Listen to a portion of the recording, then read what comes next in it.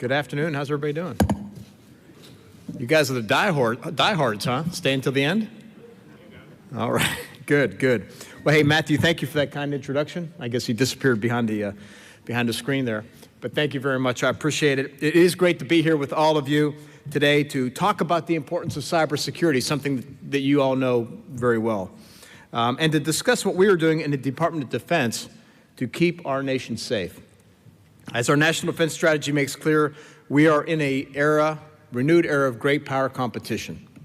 Strategic competitors such as Russia and China are asserting their military power and challenging the rules-based international order. While we are having success deterring conventional aggression against the United States, our adversaries are increasingly resorting to malign activity in less traditional areas to undermine our security. There's perhaps no area where this is more true than in the cyber domain. Over the past decade, as cyberspace has expanded exponentially, our paradigm for war has changed. In fact, the lines between war and peace have now blurred. Today, we're in a constant state of competition with our adversaries, and much of this competition is happening in cyberspace.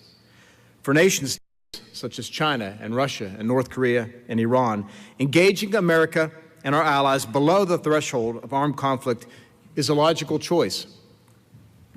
You know, for over 200 years, the United States military has been fighting on land and on the sea.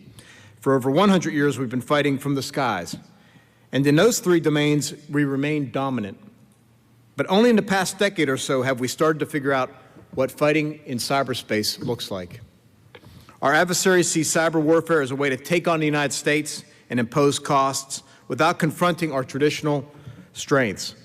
To do this, they are conducting long-term, strategically focused campaigns to steal sensitive Defense Department information in an effort to undermine our military advantages. And they do all this while remaining in the gray zone to avoid direct confrontation with our superior military power. When successful, this coordinated malicious cyber activity puts us at risk by eroding our capabilities and disrupting our ability to operate once conflict ensues. In response to this aggression, we're developing new tools to defend ourselves. Across the joint force, we are building resilience into our networks and systems so that we can continue to execute our mission even while under cyber attack. Training to operate in a degraded environment is now regularly built into our exercises, and our service members are quickly becoming aware of our cyber vulnerabilities. But to win on that battlefield, we need to do more than just play goal line defense. As such, the Department's 2018 cyber strategy articulates a proactive and assertive approach to defend forward of our own virtual boundaries. Just as we do on land, at sea, and in the air, we must posture our forces in cyberspace where we can most effectively accomplish our mission. Defending forward allows us to disrupt threats at the initial source before they reach our networks and our systems. To do this, we must be in position to continuously compete with the ongoing campaigns being waged against the United States.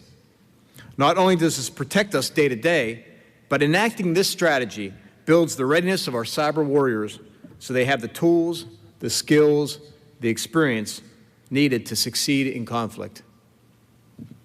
The DoD's interest in cyber is not only limited to military operations. More broadly, our adversaries are attempting to harm our economic prosperity and to undermine our democratic institutions. Influence operations against the American public are now possible at a scope and scale never before imagined. The Department of Defense has an important role in defending the American people from this misinformation, particularly as it pertains to preserving the integrity of our democratic elections. Our proactive strategy to defend forward was demonstrated with great effectiveness through our efforts to help secure the 2018 midterm elections. Our success was due to three important steps we took leading up to those elections. First, U.S. Cyber Command, in conjunction with the National Security Agency, joined together to form an interagency group that shared information, expertise, and resources to protect the elections from foreign interference. We also expanded our cooperation to the Department of Homeland Security and FBI, and were prepared to provide support directly if necessary. Our ability to work closely together was a direct result of the Memorandum of Understanding between DHS and DoD that was signed 1 year ago. Second, we developed our capabilities and increased our capacity to allow us to detect, locate, and exploit threats in the cyber domain with the same focus and energy as we do in the physical domain. And third, the passage of NSPM 13 gave us the authorities needed to more fully employ our cyber capabilities in an offensive manner. This policy reflects a shared understanding across the government of the need to maximize the effectiveness of the Department's cyber warriors. The 2018 election served as a proof of principle. By working together with our interagency partners in a whole-of-nation effort, we were able to counter adversary attempts to undermine our elections.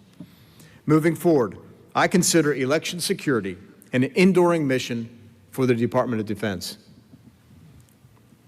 Our adversaries will continue to target our democratic processes. This is a reality of the world we live in today. Guarding against these threats requires constant vigilance. We must remain adaptable and continue to advance our capabilities. This is already happening in preparation for the 2020 elections. By defending forward, we're able to see and understand the malicious cyber behavior, allowing us to publicly expose that activity and its culprits. It's also posturing us to take action against these threats at their source before they reach the homeland. The bottom line is we are now prepared to deliver the actions expected from the Department in a timely, collaborative, and risk-informed manner. As has been the case throughout our history, the United States military does not fight alone.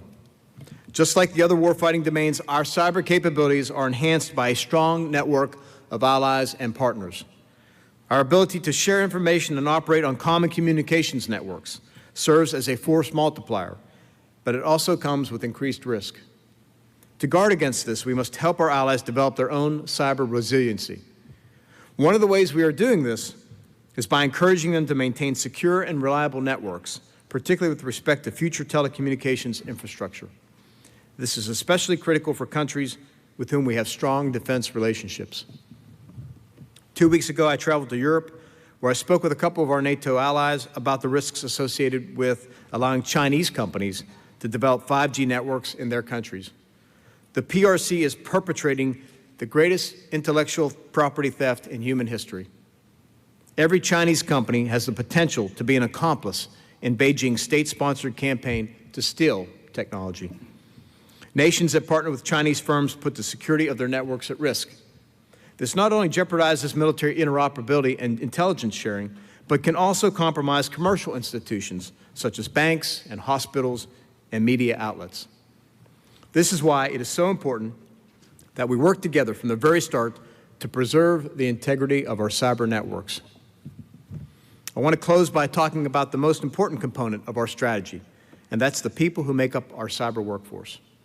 Without a doubt, our people are the best in the world. But we are just beginning to tap into the cyber expertise that exists throughout this country.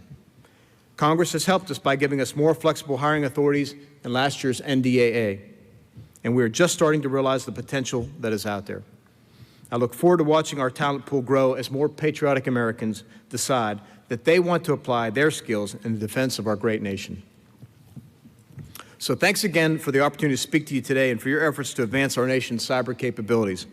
Given the gravity of the threats we face, the Department of Defense will continue to pursue our dominance in cyber, just as we have on the land, on the sea, and in the air. We've made great progress in recent years, but there is still much work to be done. I'm confident, however, that we are on the right track to stay ahead of our adversaries and to protect the integrity of this great nation. Thank you all for your time today.